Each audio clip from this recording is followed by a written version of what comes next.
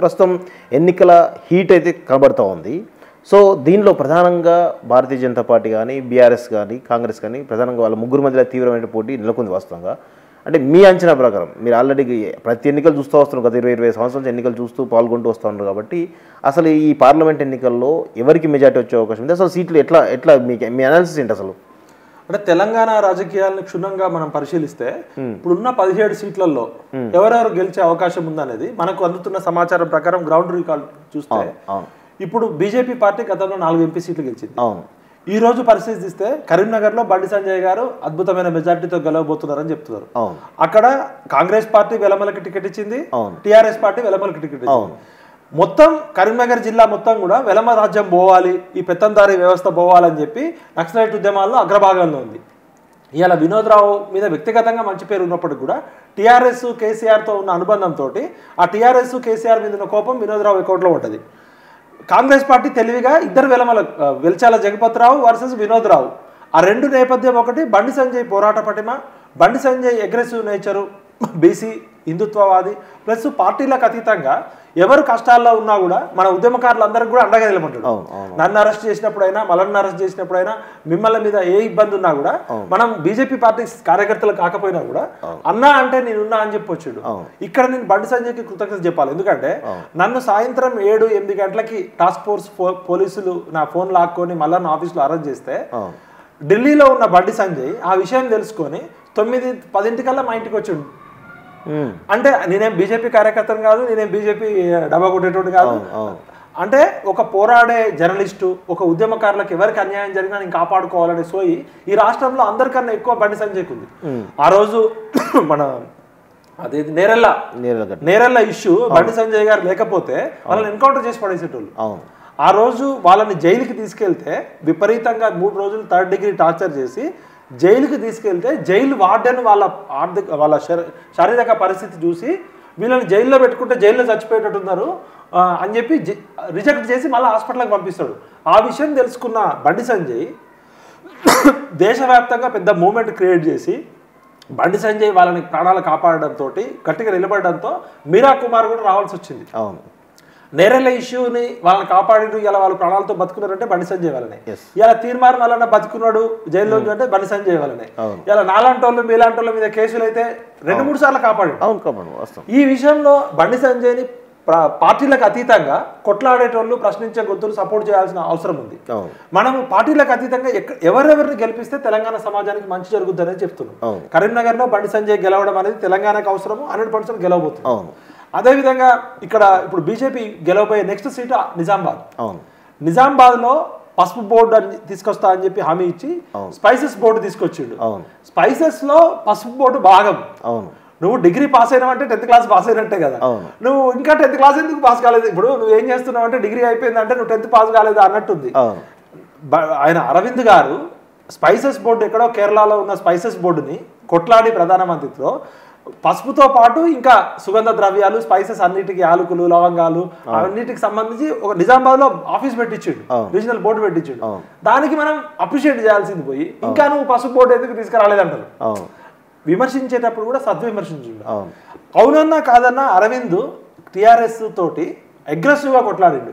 D అంటే D అని కొట్లాడిండు. Spices పసుపు కూడా ప్రధాని తీసుకొచ్చి అనౌన్స్ కూడా తీసుకొచ్చిండు. At the same time TRS యొక్క ఆగడాలకి చాలా సార్లు అరవింద్ గారి మీద దాడి చేశారు.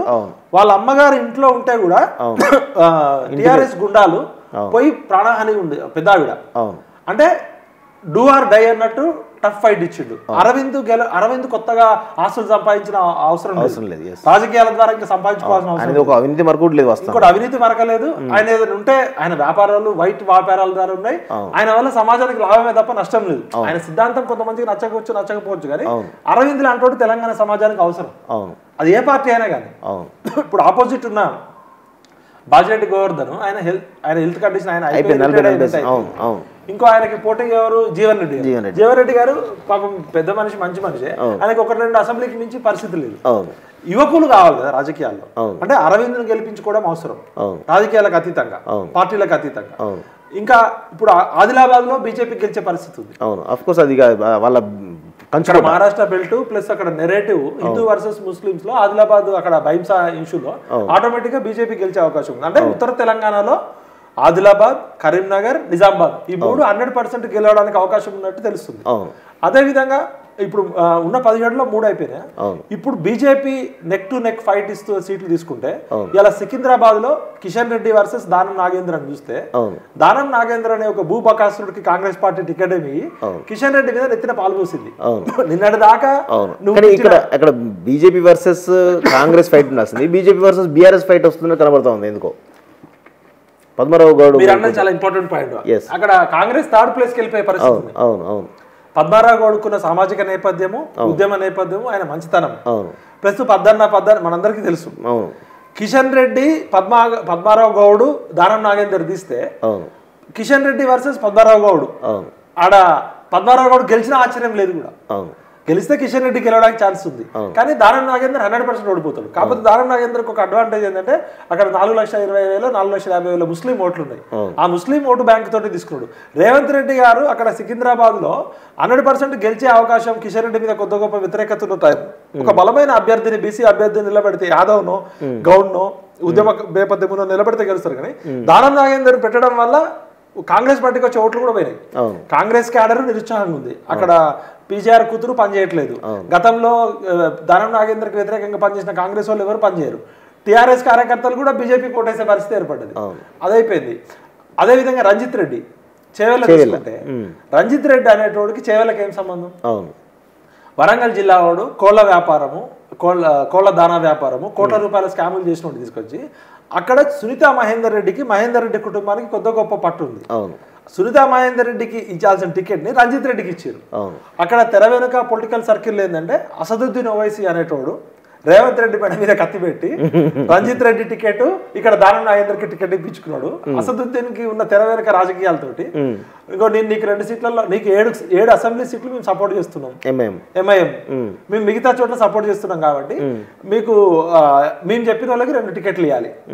అసదుద్దీన్ ఓవైసీ రంజిత్ రెడ్డి మంచి వ్యాపార స్నేహితులు, వాళ్ళకి మంచి సంబంధాలు ఉన్నాయి. రంజిత్ రెడ్డికి టికెట్ ఇప్పడేమో అసదుద్దీన్దే, దానం నాగేందర్కి టికెట్ ఇవ్వడేమో అసదుద్దీన్ ఓవైసీ. అంటే అసదుద్దీన్ ఓవైసీ చెప్పినట్టు రేవంత్ రెడ్డి వింటున్నది కాంగ్రెస్ పార్టీ సీనియర్ నాయకులు చెప్తున్నారు. దీన్ని బట్టి 2 సీట్లు పోయినట్టే కదా. చేవెళ్ళ పోయింది, చేవెళ్ళ కొండా విశ్వేశ్వరరెడ్డి గెలుస్తారు. వాళ్ళు రేవంత్ రెడ్డి చెప్తాడు కొండా విశ్వేశ్వరరెడ్డి మంచోడు. ఆయన direct Congress party campaign meeting లో రంజిత్ రెడ్డిని పక్కన పెట్టుకొని కూడా మా కొండా విశ్వేశ్వరరెడ్డి మంచోడు, ఇక నువ్వు మంచోడు అని చెప్పినాక రేవంత్ రెడ్డి చెడ్డోడే కదా. రేవంత్ రెడ్డి గారు చెప్పింది ఏంటంటే ఇండైరెక్ట్ గా కొండా విశ్వేశ్వరరెడ్డి గారిని గెలిపియండి అని చెప్తున్నాడు. కొండా విశ్వేశ్వరరెడ్డి గారు గెలవడం తెలంగాణ సమాజానికి అవసరం. ఎందుకంటే రంజిత్ రెడ్డి అనే వ్యక్తికి తెలంగాణ సమాజంతో సంబంధం లేదు, తెలంగాణ ఉద్యమంతో సంబంధం లేదు, రాజకీయాలతో కూడా సంబంధం లేదు. ఆయన పక్తు వ్యాపారం. ఏ పార్టీ అధికారంలో ఉంటే ఆ పార్టీలో ఉండి ఆయనకి ఎంపీ ఎమ్మెల్యే కావడం ముఖ్యం కాదు. ఆయన చేసిన స్కాములు తప్పించుకోవడానికి ఏ పార్టీ అధికారంలో ఉంటే ఆ పార్టీలో ఉంటాడు. కోళ్లదాన స్కామ్ కావచ్చు, భూములు మింగిన స్కామ్ కావచ్చు, దేవుడు భూములు మింగిన స్కామ్ చేస్తూ ఖచ్చితంగా కొండా విశ్వేశ్వరరెడ్డి అంటే నిజాయితీ గల వ్యక్తిని తెలంగాణ వాదిని గెలిపించుకోవాల్సిన బాధ్యత ఉంది. కొండా విశ్వేశ్వరరెడ్డి గారు కొత్తగా డబ్బులు సంపాదించిన అవసరం లేదు. ఆయన కుటుంబ నేపథ్యం కానీ, ఆయన వ్యక్తిత్వం కానీ, ఆయన పర్సనాలిటీ, ఆయన క్యారెక్టరు తెలంగాణ క్యారెక్టర్ కి 100% సూట్ అవుతుంది. బోలా బాలా మనిషి, ఆయనకి మనసులో ఏదుంటే అది చెప్పేస్తాడు. ముందు ఒక మాట ఆయనకు ఒక మాట చెప్పే క్యారెక్టర్ కాదు. తెలంగాణ అస్తిత్వానికి, అస్మితకి, తెలంగాణ పర్సనాలిటీకి పర్ఫెక్ట్ సూట్ అయ్యే లీడర్ కొండా విశ్వేశ్వరరెడ్డి. కాబట్టి కొండా విశ్వేశ్వరరెడ్డిని గెలిపించుకోవడం తెలంగాణ సమాజానికి అవసరం. పార్లమెంట్ లో కొండా విశ్వేశ్వరరెడ్డి గెలిచి తెలంగాణకి ఏదైనా ప్రాజెక్టు పట్టుకొస్తాడు. చేవెళ్ళ ప్రాంతం చాలా వెనుకబడ్డ ప్రాంతం, అక్కడ రూరల్ ఎంప్లాయ్మెంట్ ఆయన సొంతంగానే చాలా ప్రోగ్రామ్ చేసిండు. అట్లాంటిది కొండా విశ్వేశ్వరరెడ్డి లాంటి వాళ్ళు మళ్ళొకసారి ఎంపీ అయితే, రేపొద్దున అదృష్టవశాత్తు సెంట్రల్ మినిస్టర్ అయితే, ఆయనకు చాలా పేటెంట్స్ ఉన్నాయి. ఆయన ఎలక్ట్రికల్ ఇంజనీర్, ఆయన బేసికల్ గా ఒక సైంటిఫిక్ ఆటిట్యూడ్ ఉన్నాడు, ఆయనకి ఎన్నో వ్యాపారాలు నడిపినోడు, సమాజాన్ని దాచుకోవడానికి రావట్లేదు. కాబట్టి రంజిత్ రెడ్డితో పోలిస్తే కొండా విశ్వేశ్వరరెడ్డిని గెలిపించుకోవాలి. ఇప్పుడు చేవెళ్ళ బీజేపీ గెలుస్తుంది, సికింద్రాబాద్ బీజేపీ 50-50 ఉంది. మల్కాజ్గిరి తీసుకుంటే మల్కాజ్గిరికి సునీతా మహేందర్ రెడ్డికి ఏం సంబంధం?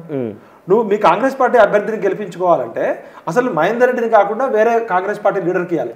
మహేందర్ రెడ్డి భూములు మింగిన భూబకాసుడు, కొండలు మింగిన ఆనకొండ, గుట్టలు మింగిన గుండాగాడు అని పేరుంది. అట్లాంటి వాడిని తీసుకొచ్చి నిన్నటిదాకా కాంగ్రెస్ పార్టీలో ఉన్నోడిని తీసుకొచ్చి కాంగ్రెస్ పార్టీలో దిక్కు లేదా నీకు? ఎవరు కాంగ్రెస్ పార్టీలో నాయకులు లేరా? అంటే డబ్బులు ఉన్నాయి రెడ్డి కాబట్టి నువ్వు ఇమీడియట్గా ఇస్తా అని హామీ ఇచ్చినావు.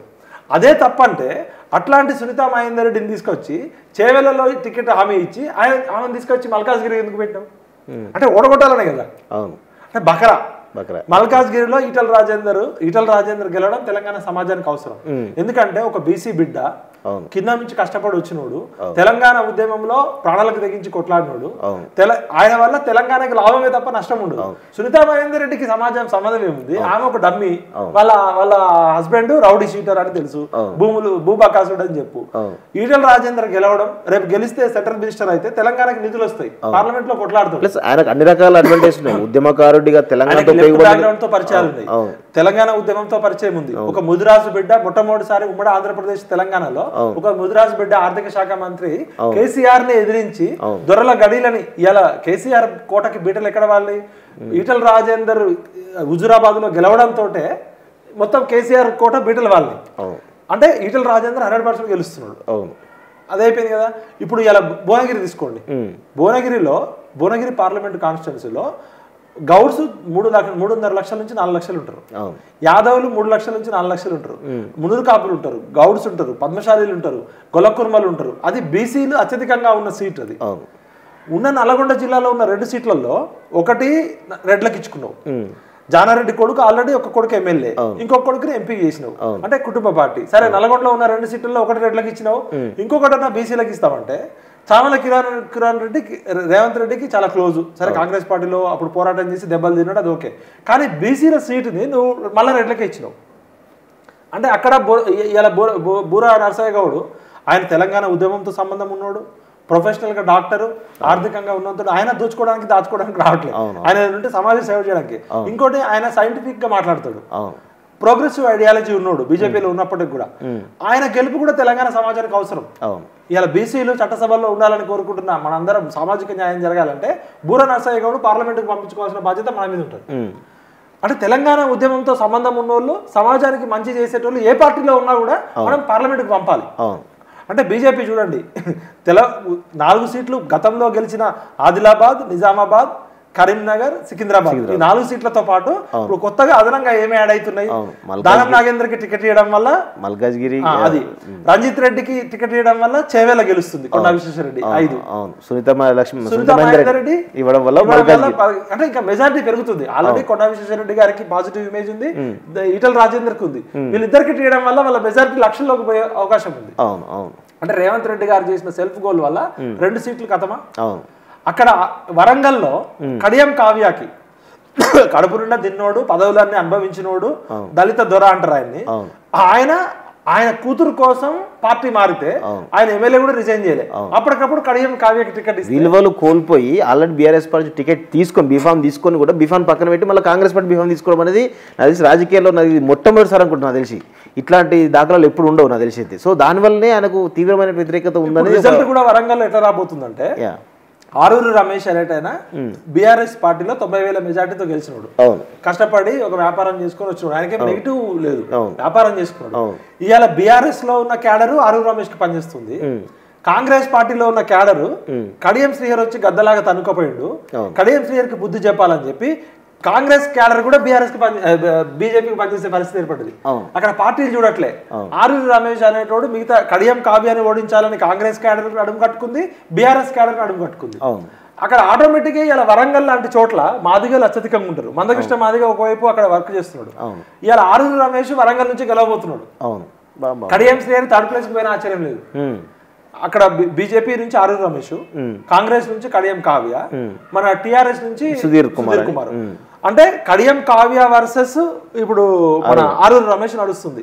ఇంకా పోతే కడియం కావ్య మీద ఎంత వ్యతిరేకత వచ్చేసిందంటే, కడియం శ్రీహరి గత 40 సంవత్సరాలు చేసిన దాంతో ఈసారి ఎట్లయినా బుద్ధి చెప్పాలని వరంగల్ ప్రజలు కూడా తీసుకున్నారు. అంత సీనియర్ నాయకుడు, కొద్ది గొప్ప మంచి పేరున్నోడు, కూతురు భవిష్యత్తు కోసం. అంటే ఆయన కూతురు ఎంపీ కాకపోతే తెలంగాణకి ఏమైనా నష్టమా? రేవంత్ రెడ్డి గారు ఎట్లా ఇస్తారు టికెట్? దానివల్ల లాసు.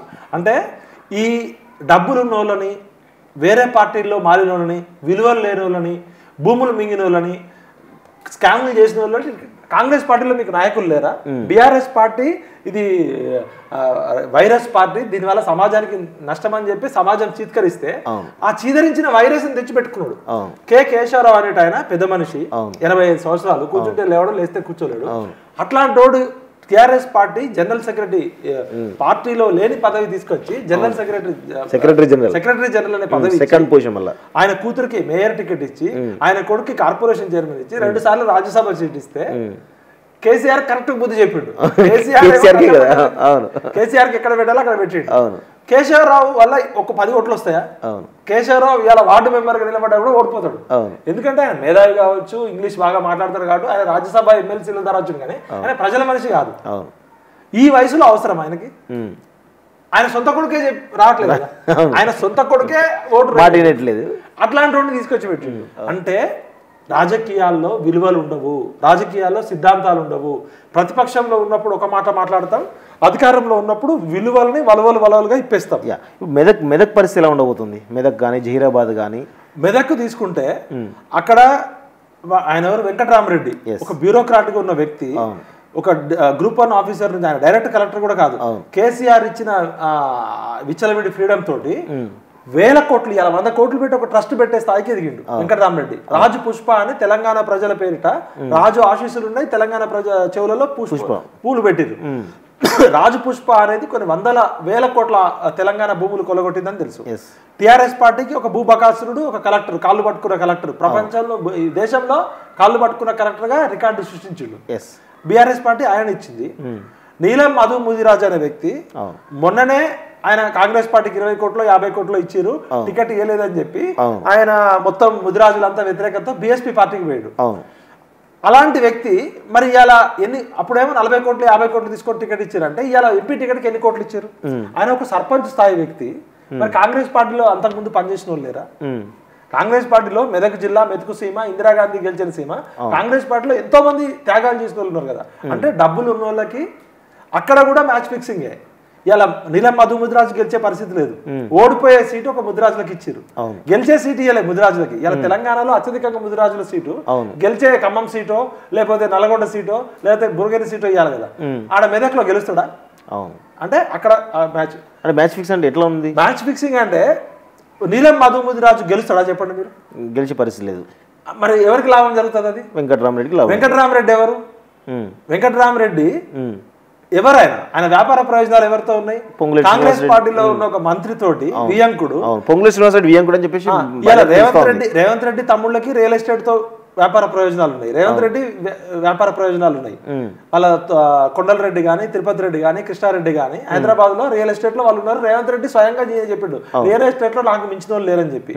ఇలా పొలిటికల్ సర్కిల్స్ లో ఏమైనా ఉంటాయి, రాజ్ పుష్పతో కూడా మ్యాచ్ ఫిక్సింగ్ నడిచింది అంటున్నారు. అంటే ఆరోపణలు వస్తున్నాయి, దానికి సమాధానం కాంగ్రెస్ పార్టీ చెప్పాలి.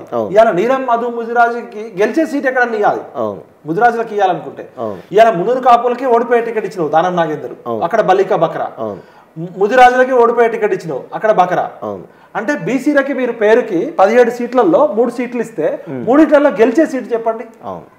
ఇవాళ మీరు రెడ్లు ఎంతమంది ఉన్నారు? ఇలా తిప్పి కొడితే ఒక 4% 5% ఉంటారు. కమ్మాసు 1 to 2% ఉంటారు. వెలమాసు 0.5% ఉంటారు. 0.4% ఉన్న వెలమలకి కరీంనగర్ టికెట్ ఇచ్చినాం. 4 to 5% ఉన్న రెడ్లకి 7-8 సీట్లు ఇచ్చినాం. కమ్మలకి ఆల్రెడీ రాజ్యసభ సీట్ ఇచ్చినాం. మరి బీసీలకి ఎందుకు ఇవ్వలే సీట్లు? సామాజిక న్యాయము, సామాజిక తెలంగాణ, మేము ఎస్సీ ఎస్టీ బీసీలకి న్యాయం చేస్తామని నువ్వు చెప్తున్నావు కదా. నువ్వు కార్పొరేషన్ చైర్మన్ పదవులలో రేవంత్ రెడ్డి గారు అధికారంలోకి వచ్చిన నుంచి ఇప్పటి వరకు దాదాపు 30 నుంచి 35 పోస్టులు ఫిల్ అయితే అత్యధిక భాగం రెడ్లకే ఇచ్చారు. ఏదో అక్కడక్కడ చెప్పుకోవడానికి ఆ కులానికి ఒక కులానికి లడ్డూలో జీడిపప్పు కిస్మాస్ లాగా ఇచ్చారు, కానీ బూందీ అంతా రెడ్లదే. ఈ జీడిపప్పు కిస్మిస్ కూడా చూపించడానికి అంతే. యాక్చువల్ గా బూందీ మెజారిటీ ప్రజలు ఎస్సీ ఎస్టీ బీసీలు కదా. అక్కడ ఒక పదవి, అక్కడ ఒక రెడ్డికి, అక్కడ ఒక వెలమకి, అక్కడ ఒక బ్రాహ్మణానికి, అక్కడ ఒక వైశాఖి ఇవ్వాలి. కానీ బూందీ మొత్తం రెడ్లకి ఇచ్చి అక్కడ ఒక నేను సామాజిక న్యాయం చేస్తా అని చెప్తున్నావు. నీ ముఖ్యమంత్రి కార్యాలయంలో పనిచేసేది రెడ్లే, నీ క్యాబినెట్ మినిస్ట్రీలో రెడ్లే, మేజర్ బ్యూరోక్రాట్స్ రెడ్లే. అంటే ఇప్పుడు వెంకటరామరెడ్డిని గెలిపించడానికి ఎంత ప్రయత్నం అంటారా? అంటే జరుగుతున్న పరిణామాలు ఇప్పుడు మనకు అందుతున్న సమాచారం చూస్తే అది ఇండైరెక్ట్ గా కిడ్ ప్రోకర్ ఎవరికి జరుగుతుంది. ఆయన 100 కోట్లు పెట్టి ట్రస్ట్ పెడుతున్నారు. మరి ఇదే వెంకటరామరెడ్డి గారు రేవంత్ రెడ్డి గారు ప్రతిపక్షంలో ఉన్నప్పుడు చాలా ఆరోపణలు చేసిండు. మరి వెంకటరామరెడ్డి మీద ఇలా ఒక్క ఎంక్వైరీ కూడా ఎందుకు జరగలే? అంటే ఏ పార్టీ ఉన్నా ఈ కుల గజ్జి ఫ్యాక్టరీలు, టీడీపీ అంటే కమ్మోళ్ళ పార్టీ అని ఒక ముద్ర పడ్డది, అది వాస్తవం. టిఆర్ఎస్ అంటే వెలమూల పార్టీ, త్యాగాలన్నీ ఎస్సీ ఎస్టీ బీసీలై రెడ్లై చేస్తే ఉద్యమంలో ఒక వెలమ ధరలో ఎంజాయ్ చేసిర్రు. మరి అలా త్యాగాలంతా మిగతా సమాజం మిగతా అందరు చేస్తే రెడ్లు మాత్రమే ఎంజాయ్ చేస్తున్నారు. ఇప్పటికే కాంగ్రెస్ పార్టీ అంటే రెడ్ల పార్టీ, అచ్చిరెడ్డి పిచ్చిరెడ్డి లచ్చిరెడ్డి అంటారు. ఇప్పుడు మీరు కొత్తగా ఏం చేసిర్రు? ఎంపీ సీట్లలో మీరు సామాజిక న్యాయం ఎందుకు పాటించలే? ఒక మున్నూరు కాపులు మీకు ఎందుకు ఓటేయాలి? ఒక ముదిరాజులు మీకు ఎందుకు ఓటేయాలి? ఒక గౌడ్స్ మీకు ఎందుకు ఓటేయాలి? ఒక మాదిగలు ఎందుకు ఓటేయాలి? 3 సీట్లలో 1 సీటు కూడా ఇవ్వ మాదిగలకు నువ్వు ఇవ్వకపోగా వాళ్ళకి అపాయింట్మెంట్ కూడా ఇవ్వకపోతుంది. అంటే ఏ సామాజిక న్యాయం మీ రాహుల్ గాంధీ చెప్తున్నాడో ఆ సామాజిక న్యాయం అనేది రాహుల్ గాంధీ చెప్పేది వేరు, రేవంత్ రెడ్డి చేసేది వేరు అనే వివాదిస్తుంది. నీకు మాదిగలకి సీటు ఇవ్వవు, మున్నూరు కాపులు బలమైన సామాజిక వర్గము, ఏ పార్టీలో ఉన్నా కూడా డి శ్రీనివాస్ కానీ, కేశవరావు కానీ, పొన్నాల లక్ష్మయ్య కానీ చాలా మంది కాంగ్రెస్ పార్టీలో రెడ్ల తర్వాత అత్యధికంగా సీఎం సీటు వరకు వెళ్ళగలిగిన మున్నూరు కాపులకి అడ్రస్ లేకుండా 1 సీటు కూడా దానం నాగేందర్ అనే భూబాక బ్యాడ్ నేమ్ ఉంది. అసలు మెదక్లో ఎవరు గెలిచే అవకాశం ఉందంటారు? అసలు మెదక్లో ఇప్పుడున్న పరిస్థితి చూస్తుంటే పార్లమెంటుకు పోవాల్సిన వ్యక్తి రఘునందన్ రావు. ఎందుకంటే రఘునందన్ రావు అనేటోడు తెలంగాణ ఉద్యమంతో పేగుబంధంతో వచ్చినోడు, మనందరితో పాటు తెలంగాణ ఉద్యమంలో ఉన్నాడు. రఘునందన్ రావు గెలవడం తెలంగాణ సమాజానికి అవసరం. అద్భుతంగా ఇంగ్లీష్ మాట్లాడతాడు, హిందీ మాట్లాడతాడు, మంచి లాయరు, ఆర్థికంగా ఆయన కొత్తగా దాచుకొని లేదు, ఆయన ప్రాక్టీస్ ద్వారా ఆయన ఆర్థికంగా ఉన్నాడు. రఘునందన్ రావు గెలుపు పార్టీలకు అతీతంగా అవసరం. ఇలా నీలం మధు ముదిరాజు ఏమైనా ఉద్యమ నేపథ్యం ఉందా? నీలం మధు ముదిరాజుకి ఏమైనా సామాజిక కోణం ఉందా? నీలం మధు ముదిరాజు ఒక రియల్టరు, ఒక ల్యాండ్ భూములు ఉన్నాయి, డబుల్ రిజిస్ట్రేషన్ల పేరు ఉంది. ఏ పార్టీలో ఉన్నా ఆ పార్టీ నాయకుడికి ఉన్న ట్రాక్ రికార్డ్ చూడాలి మనం.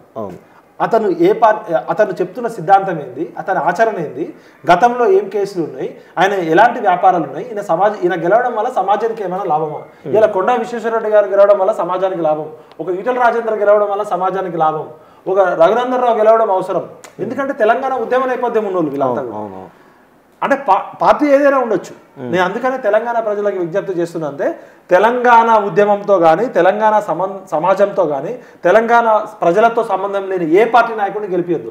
ఎందుకంటే ఇప్పటికే మనం తెలుగు రాష్ట్రాల్లో ఆంధ్రప్రదేశ్, ఉమ్మడి ఆంధ్రప్రదేశ్ ఇప్పుడు 42 ఎంపీ సీట్లు ఉండే, తెలుగు వారి వాయిస్ పార్లమెంట్ లో ఉండే. ఇప్పుడు తెలంగాణ రాష్ట్రం చిన్నదైపోయింది, 17 సీట్లే ఉన్నాయి.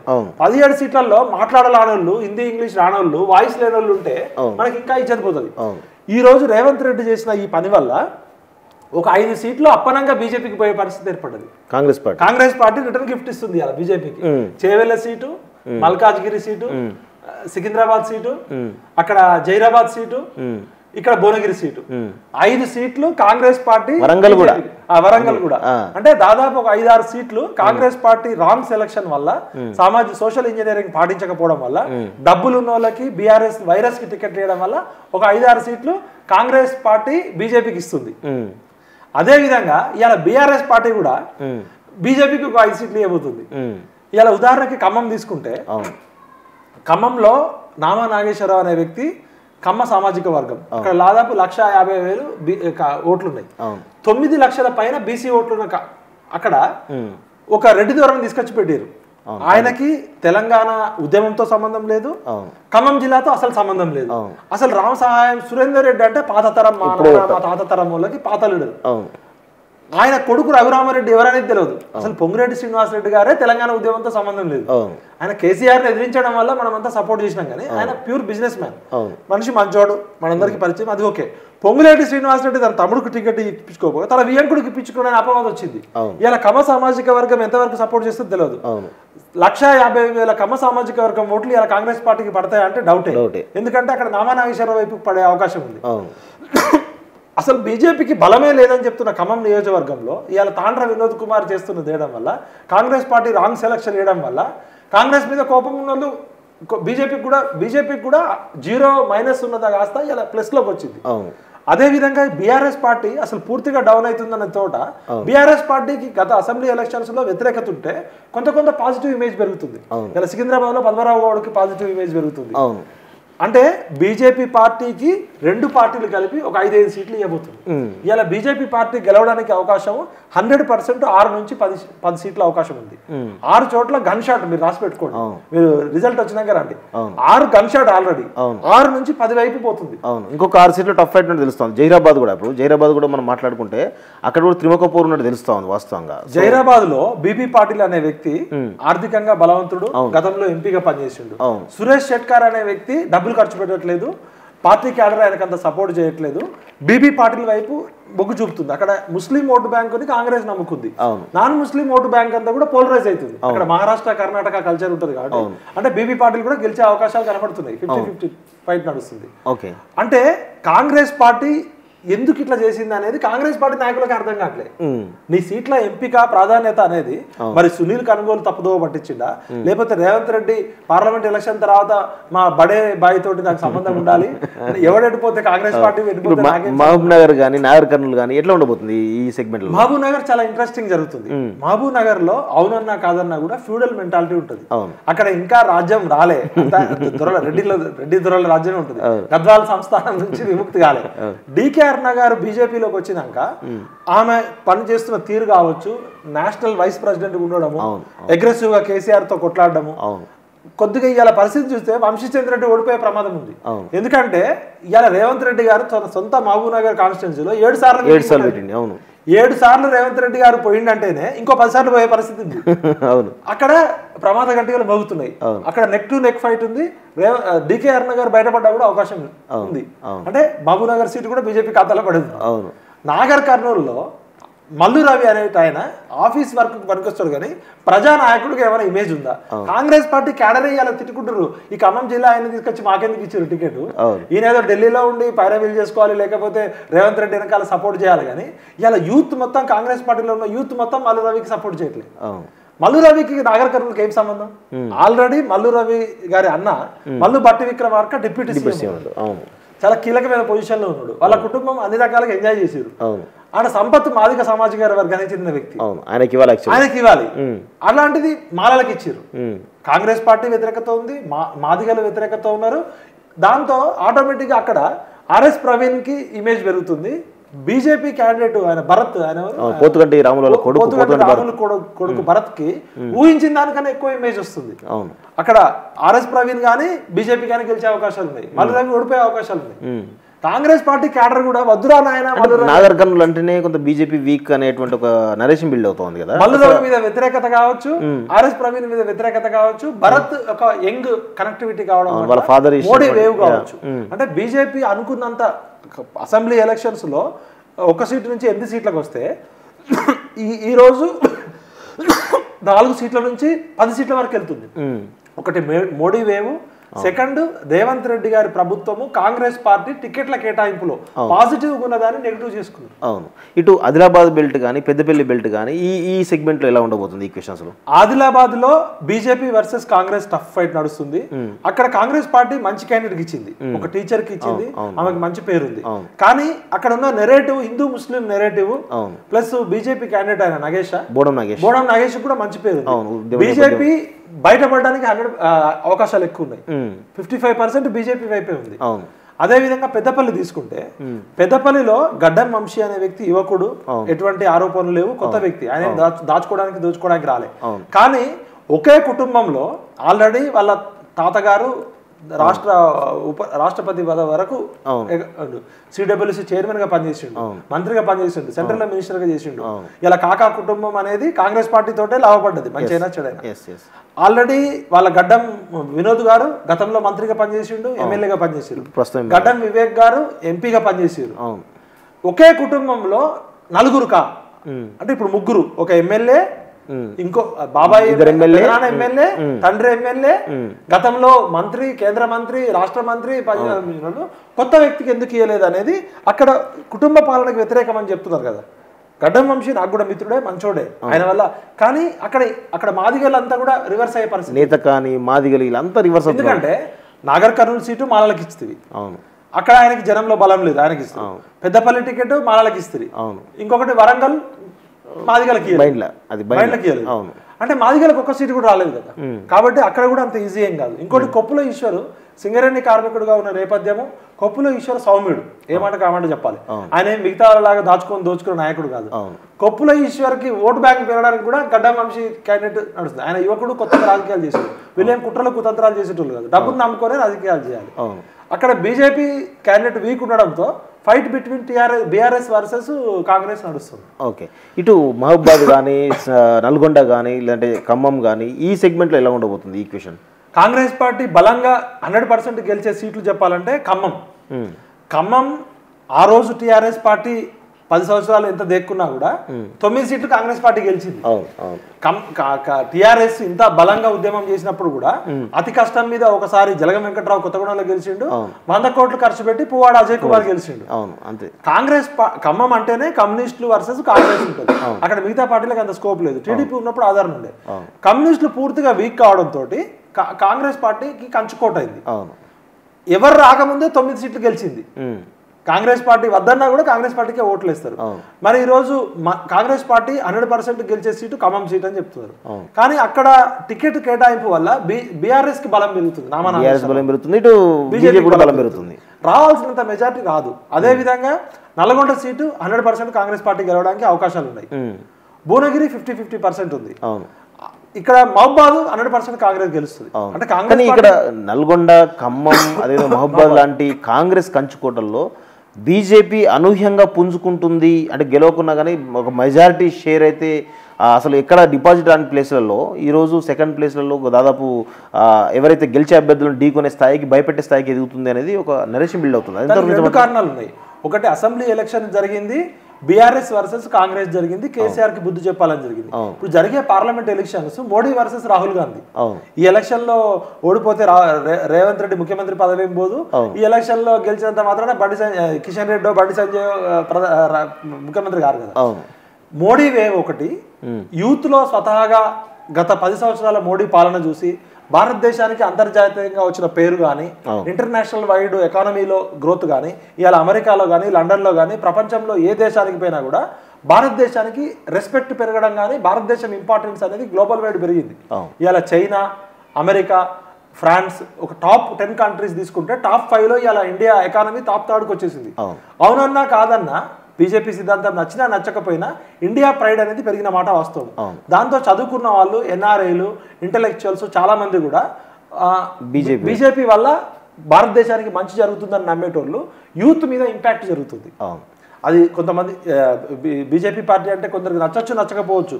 కానీ మోడీ చేసిన విధానం వల్ల గ్లోబల్ గా ఇండియా ప్రైడ్ పెరిగింది. దాంతో యూత్ ప్లస్ మోడీకి కుటుంబం లేదు, కులం లేదు, మతం లేదని చెప్పి ఆ మోడీ ఇమేజ్, రాహుల్ గాంధీ ఇమేజ్ పోలిస్తే మోడీ వేవ్ యాక్చువల్గా 3వ సారి తగ్గాలి. కానీ ఇప్పటికీ కూడా మోడీ వేవ్నే నమ్ముకున్నారు బీజేపీ వాళ్ళు. కాబట్టి బీజేపీకి డిపాజిట్లు కూడా రాని ఖమ్మం లాంటి సీట్లలో, కమ్యూనిస్టుల కంచుకోట అయిన ఖమ్మంలో, నల్గొండలో కూడా బీజేపీకి అనుకున్న దానికంటే ఓట్ల శాతం పెరిగే అవకాశం ఉంది. అంటే కాంగ్రెస్ పార్టీ సెల్ఫ్ గోలు, బీఆర్ఎస్ పార్టీ పూర్తిగా అడ్రస్ అయిపోతుంటే బీఆర్ఎస్ నుంచి బీజేపీకి ఓట్లు షిఫ్ట్ అవుతున్నాయి, కాంగ్రెస్ నుంచి బీజేపీకి ఓట్లు షిఫ్ట్ అవుతున్నాయి.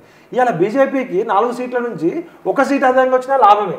కానీ 4 నుంచి 10 వరకు ఇలా సర్వే రిపోర్ట్లు చెప్తున్నాయంటే బీజేపీ అనుకున్న దానికంటే అద్భుతంగా పెర్ఫార్మ్ చేస్తుంది. కాంగ్రెస్ పార్టీ 14 సీట్లు చెప్తుంది. కానీ ఇలా వాళ్ళకి గట్టిగా చెప్పాలంటే ఖమ్మం, నల్గొండ, మహబాద్, పెద్దపల్లి పెద్ద ఈ 4 సీట్లు గన్షాట్. ఇక మిగతా 10 సీట్లు నెక్ టు నెక్ ఉన్నాయి. ఇంకా ఎలక్షన్ ఇంకా 13 రోజులు ఉన్నాయి. ఇప్పుడు హైదరాబాద్ సెగ్మెంట్ లో ఓవైసీ కంచుకోటను బద్దలు కొడదని చెప్పేసి మాదిలో అంటా ఉన్నారు. అంటే నిజంగా కూడా ఆ వేవ్ కనబడుతుందా? అంత బీజేపీ వర్సెస్ ఎంఎం ఫైట్ ఏమైనా నడుస్తూ కనబడుతుందా, లేదా బీజేపీ చేతిలో పడ్డట్టేనా? అక్కడ రాజకీయాలలో ఎప్పుడైనా ఒకే మతం చెందిన వ్యక్తి 75 సంవత్సరాల నుంచి హైదరాబాద్ కాన్స్టిట్యున్సీ ఏర్పడ్డ కాడ నుంచి అది ఎంఐఎం ఒకటే కాదు కదా, అక్కడ ఓన్లీ ముస్లిమ్స్ ఒకటే లేరు. ఉన్న 15-16 లక్షల ఓట్లలో 8 లక్షల పైగా హిందువులు ఉన్నారు. నువ్వు అవునన్నా కాదన్నా బయట నుంచి మళ్ళాంటి చూసే ఐడియా, ప్రోగ్రెసివ్ ఐడియాలజీ ఉన్న వాళ్ళకి ఆ హిందూ ముస్లిం పాలిటిక్స్ నచ్చకపోవచ్చు. కానీ ఓల్డ్ సిటీలో ఉండేటోడికి ఖచ్చితంగా వాడికి ఒక భద్రత, కాషాయం జెండా అనేది ఒక ధైర్యం, ఒక భద్రత. ఒకవైపు నీకు ప్రతి ఇంటి ముందు గ్రీన్ జెండా కనబడుతూ వాళ్ళు వీరలు వేసుకుంటూ బైకుల మీద పోతూ, మన అమ్మాయిలు కనబడితే మనం ఇక్కడ కూర్చొని న్యూ సిటీలో కూర్చొని, లేకపోతే ఖమ్మంలో ఉన్న నేను, లేకపోతే నువ్వు వరంగల్లో ఉండి మాట్లాడవచ్చు. కానీ ఓల్డ్ సిటీలో ఉన్న హిందువులకి కాషాయం జెండా అనేది ఒక ఐడెంటిటీ. మనం మనం బయట నుంచి చూస్తే మత రాజకీయాలు అనిపిస్తాయి కానీ ఇలా మాధవీలత గారిని విమర్శించేటోళ్ళు ఉన్నారు, మాధవీలత గారిని నచ్చని వాళ్ళు ఉన్నారు. కానీ మాధవీలత గారు వెళ్ళినాక ఓల్డ్ సిటీలో ప్రతి గల్లీకి తిరగలుగుతున్నాను. అసలు అక్కడ కరెంటు బిల్లులు వసూలు చేయడానికి కూడా కరెంటు వాళ్ళు పోరు, పోలీసు వాళ్ళు కూడా కొన్ని గల్లీలలోకి పోరు. ఇప్పటికీ ఓల్డ్ సిటీ మురికి కూపం లాగానే ఉంది ఏ పార్టీ అధికారంలోకి వచ్చినా. అదేమన్నా వాళ్ళు కబ్జా పెట్టేది, అసదుద్దీన్ ఓవైసీకి ఏమైనా రాసిచ్చిన రాజ్యం అది? ఖచ్చితంగా మార్పు రావాల్సిందే. అక్కడ ఫిరోజ్ ఖాన్ లాంటి వ్యక్తికి కాంగ్రెస్ పార్టీ టికెట్ ఇచ్చి ఉంటే చాలా బాగుండేది. ఫిరోజ్ ఖాన్ గారు ఓపెన్ గా చెప్పారు, మా ఢిల్లీ హైకమాండ్ అసదుద్దీన్ ఓవైసీని గెలిపించే బాధ్యత రేవంత్ రెడ్డి భుజం మీద పెట్టింది, నేను ఏం చేయాలని కళ్ళెమ్మటి నీళ్ళు పెట్టుకున్నాడు. అంటే మ్యాచ్ ఫిక్సింగ్ నడిచినట్టే కదా. రేవంత్ రెడ్డి గారి మెడ మీద కత్తి పెట్టి అసదుద్దీన్ ఓవైసీ రంజిత్ రెడ్డికి టికెట్ ఇప్పించుకున్నాడు, దానం నాగేందర్కి టికెట్ ఇప్పించుకున్నాడు. అసదుద్దీన్ ఓవైసీ ఎవరితో మ్యాచ్ ఫిక్సింగ్ ఉంది, ఎవరితో తెర వెనుక రాజకీయాలు ఉన్నాయి అందరికీ తెలుసు. అంటే ఇక్కడ పార్టీలు నడవట్లే, ఎవరి లాభాల కోసం. అసదుద్దీన్ మొన్నటిదాకా టీఆర్ఎస్ సంఖలో సాగినోడు ఇవాళ రేవంత్ రెడ్డికి పక్కన ఉండి రేవంత్ రెడ్డికి 7 అసెంబ్లీ సీట్లలో 7 కాన్స్టిట్యున్సీలలో ఆయన సపోర్ట్ చేస్తున్నాడు. అందుకు రిటర్న్ గిఫ్ట్ 2 సీట్లు ఇచ్చాడు.